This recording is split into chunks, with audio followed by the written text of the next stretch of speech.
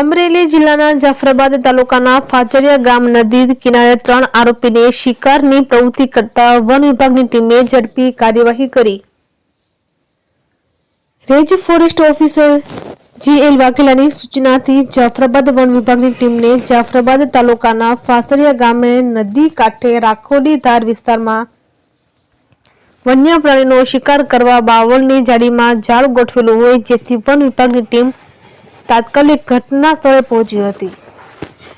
One વિભાગની team દ્વારા વર્ષે ગોઠવી અને શિકારની કોશિશ કરતા 3 આરોપીને ઝડપી લીધા હતા।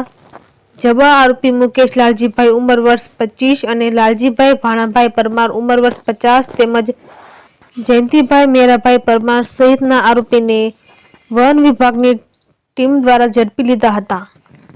ત્રણેય આરોપી વિરુદ્ધ પ્રાણી સંરક્ષણ અધિનિયમ 1972ની કલમ હેઠળ વિવિધ ગુનાઓ દાખલ કરી કાર્યવાહી કરવામાં આવી।